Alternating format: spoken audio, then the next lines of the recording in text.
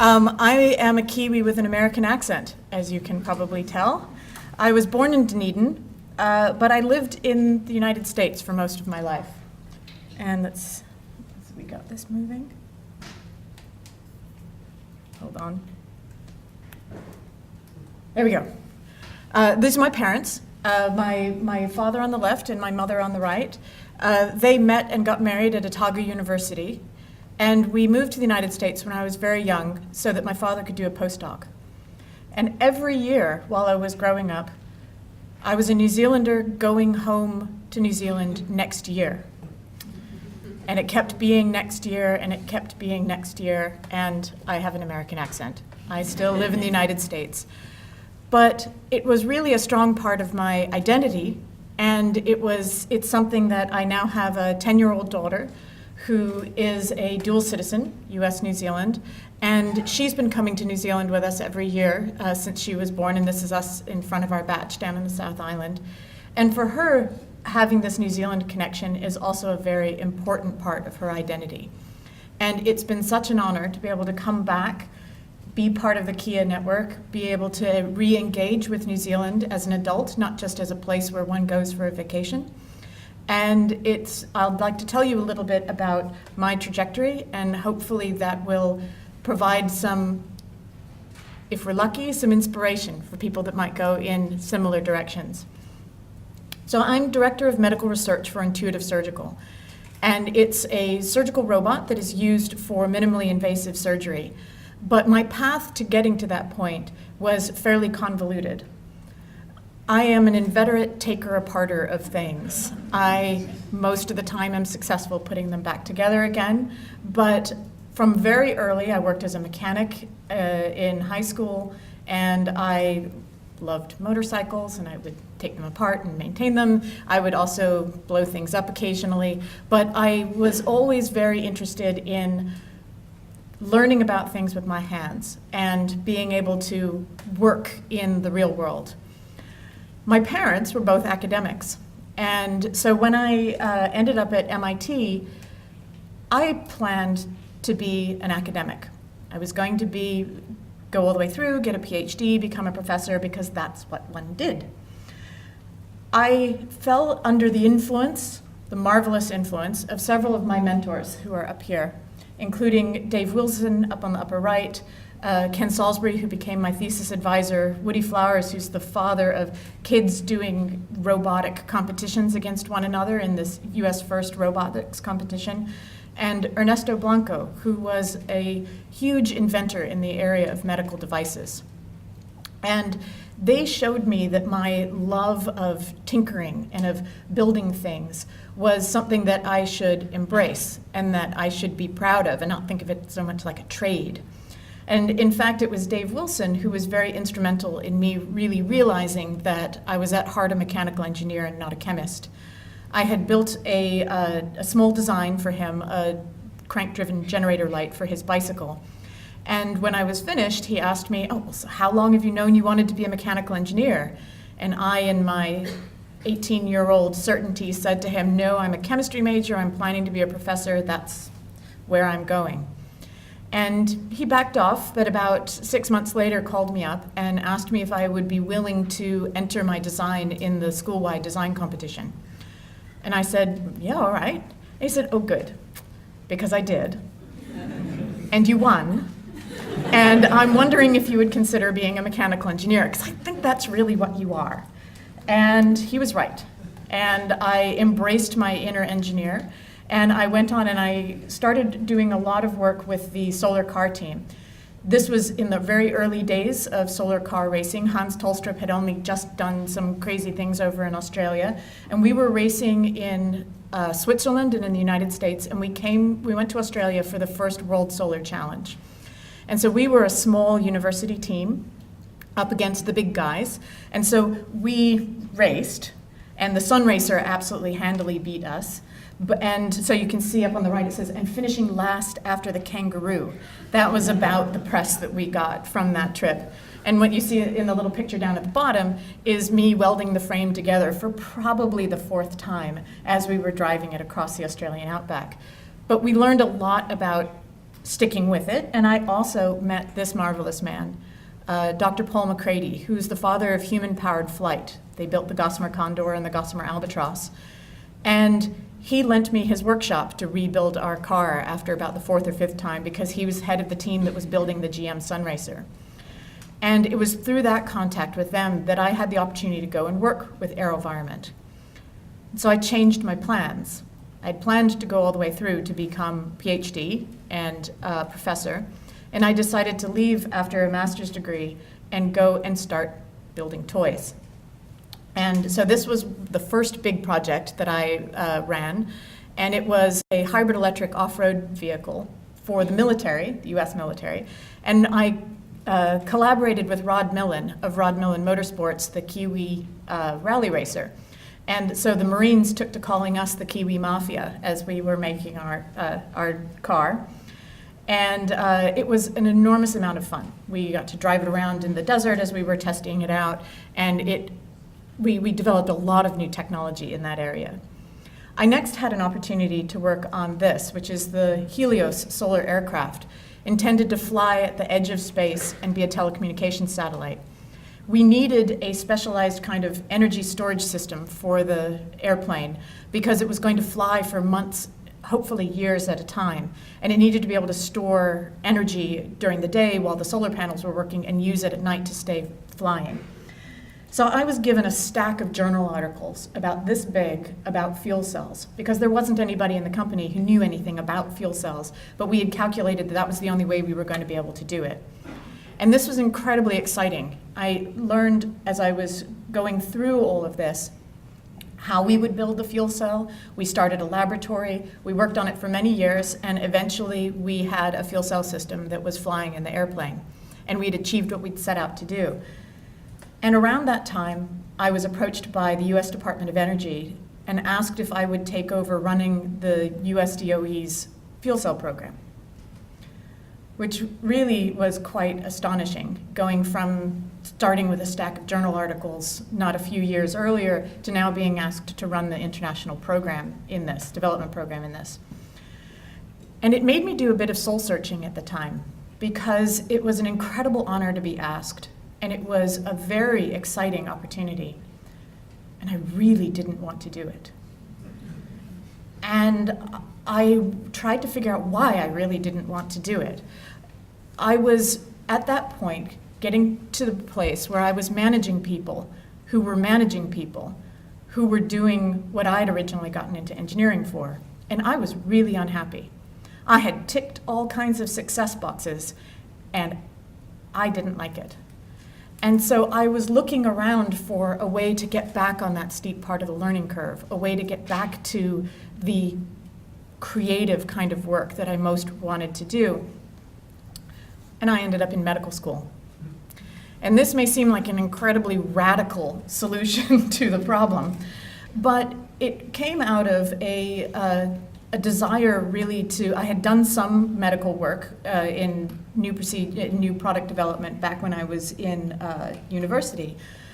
But I had also went to see a couple of surgeries at the Mass General Hospital where they were trying out some new devices. I was very interested in getting into medical devices. And one of them failed during the surgery.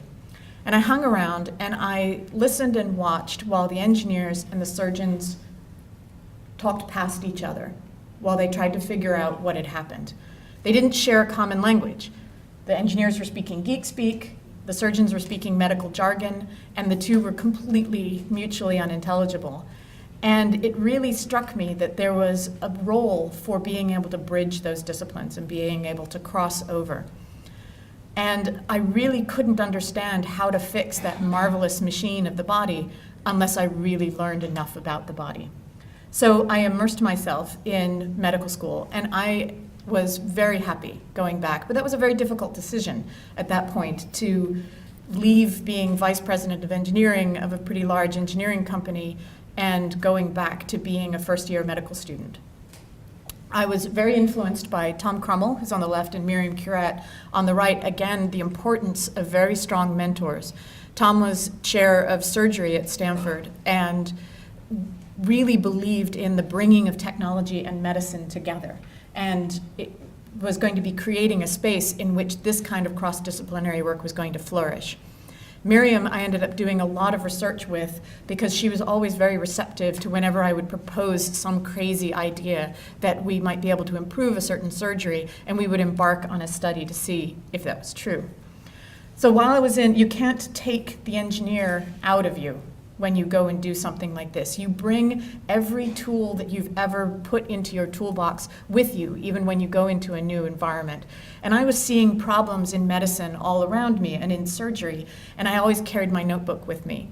And so about halfway through my medical career, we'd had a few too many injuries of a certain type when you place a needle into the abdomen to start filling it with carbon dioxide so that you can do surgery, minimally invasive surgery in that space. And I designed a product that would not advance the needle into the body, but instead, with a vacuum bell, pull the abdomen onto the needle so that you never pushed it towards the large vessels that were in the abdomen underneath. And designed it out of Tupperware, little plastic bowl. Went and tested it in our animal facility at Stanford, found a regulatory consultant, and although we had only a peak of 4 people in our company, there is that magic in Silicon Valley of that critical mass, and we were able to get it all the way through FDA. We got it into clinical trials, and we had a product. Now, there's a difference between having a product and having a really viable company, and so we ended up selling the product to another company that then used it as part of their portfolio. And for a while, it was in quite a bit of clinical use, but for various reasons that I will tell you in a much longer story, it's now on the shelf until someday it gets dusted off again. But through all of this, I did actually manage to graduate. My daughter was born in the 2nd year of medical school. I took the 5-year scenic route through because I was starting companies and a family at the same time. But at that point, I had to decide whether I was going to finish what I'd started. Was I going to do a surgical residency and go on and be a practicing surgeon? Because I had started medical school fully intending to do that. And I had been doing a lot of surgery while I was in med school. But I was also discovering the power of leverage, of designing a new procedure and having many, many other surgeons be able to do that, to the point where I'd be able to touch more patients than I'd ever, as one surgeon, one patient, if I was out there working on new devices. And so I had been doing some research with the Vinci Surgical Robot while I was in medical school, and we had designed several procedures for it and done some studies, and I decided to join that company in the capacity of medical research to continue doing new procedure development. So this is the business end of the Da Vinci, and the whole idea is that it takes the surgeon's hand and it makes it very, very small, and the surrogate hand is inside the body doing the surgery that the surgeon is commanding on the outside. And so if you're sewing a valve inside the heart, you can do this through very small incisions in between the ribs. If you're doing surgery inside the abdomen, that person can later go home with a few Band-Aids on their belly because all of the surgical work you did is inside the body. And so this is an incredibly exciting role for me. This is the way I got to look at the world. Not just can I make a new surgical procedure, but is there some interesting new technology that's out there laterally in the world that I could pull onto this platform and be able to improve clinical decision making, give surgeons better information while they're doing surgery so they can give their patients a better outcome.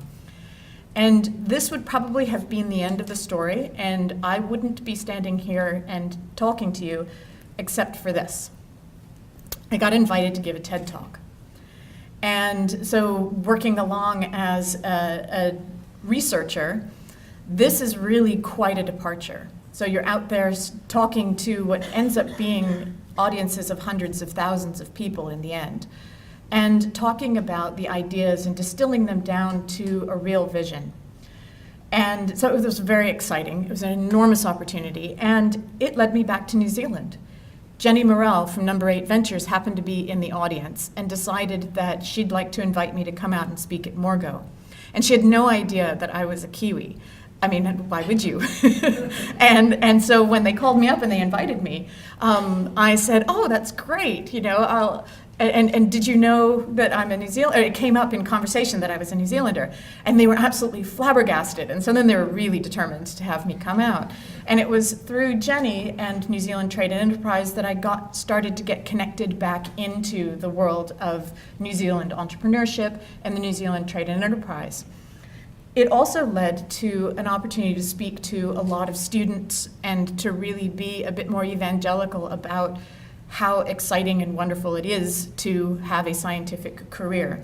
And so I got dream jobs, profiles, and generally a lot of very interesting opportunities came out of that.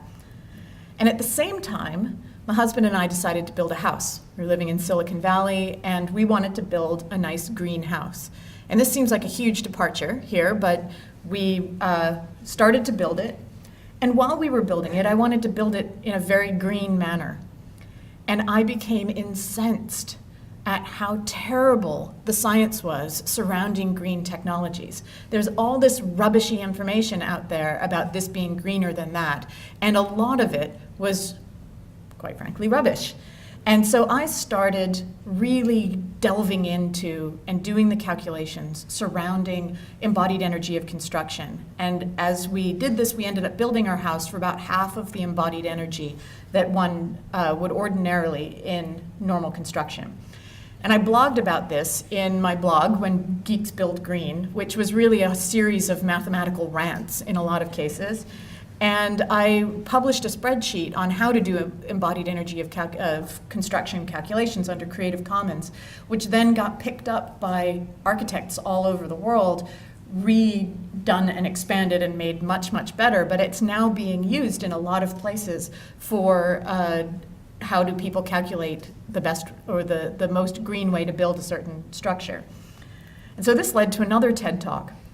And I think I hold the record for the two most disparate topics of the TED Talks, but I gave a talk about how do you figure out what really matters when you're trying to build green, and how important it is to do the real numbers when you're trying to figure these sorts of things out. And the way serendipity tends to work in this world is that when you have these sorts of opportunities, opportunities feed upon opportunities. And this led me to a very fascinating dinner party that I kind of crashed one night at TED. It was about a group of people that were getting together and talking about how do we do last mile vaccine delivery, something that couldn't be further away from surgical robots in a lot of ways.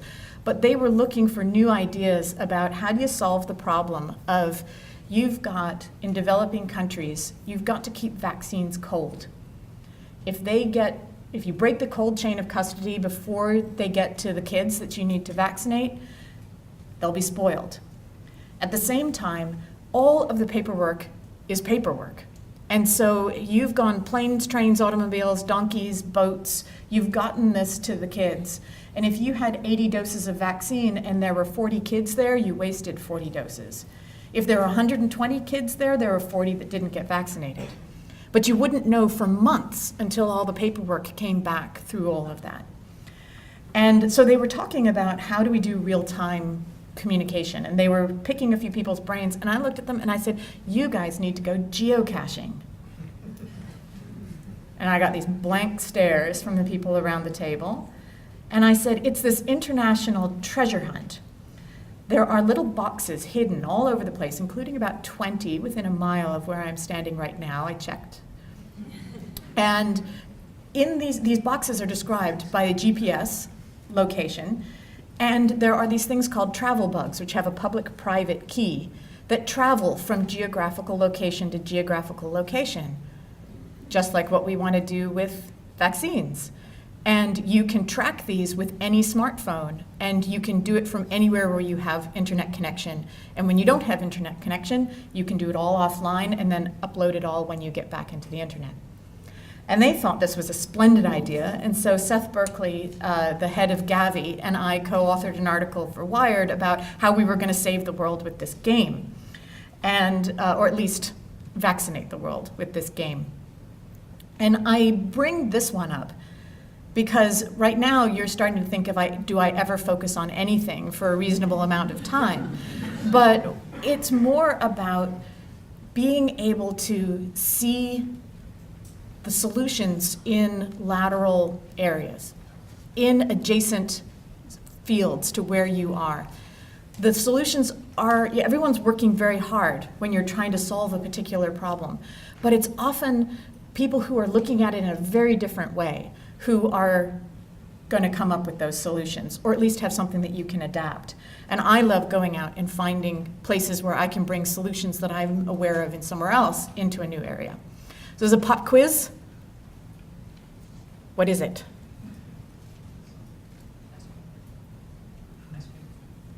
Transistor. It's the first transistor out of Bell Labs, 1947.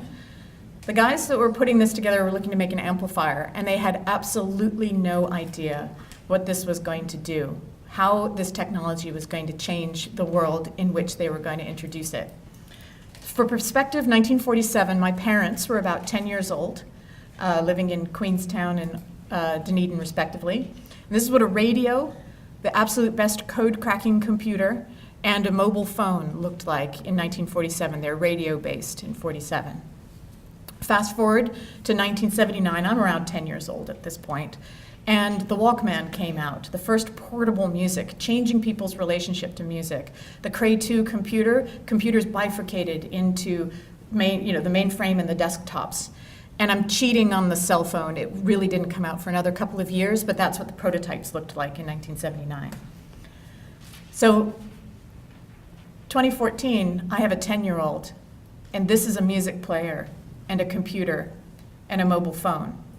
And it's not a particularly good one of any of those things, but it is a really disruptive technology because of this. I can put it in my pocket. And because of that, it has changed the way I interact with people. It has changed my relationship to when you get to that point where you say, I don't know, you pull it out and you look it up. It has changed all sorts of things about how we educate, how we treat patients. It's touched fields far outside of computing, telephones, and music. And so I ask you, there's a lot of ugly technologies sitting in labs right now that are going to radically change the future. And unless you're willing to keep changing along with them and change your plans as you're going along and adapt, the plans that you've made right now are without any knowledge of those new technologies. And so they're incomplete.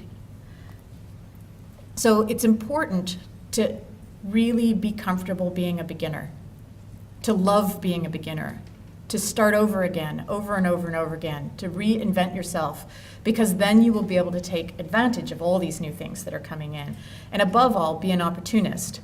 And I mean that in the good way, not that I had my plan and I'm going to stick to my plan and come hell or high water, my plan will succeed. If something better comes along, it might be time to adapt that plan. And you could look back at my history and say it's a series of failures to complete things. I had a plan to be a professor and I abandoned it. I had a plan to be a tech executive and I abandoned it. I had a plan to be a practicing surgeon and I abandoned it. But all along the way, I get to look back and I think that those were all correct decisions. None of them were easy to make at the time, but I think they were all right now because there were new information I had each step of the way. So don't be afraid to reinvent yourself. Thank you.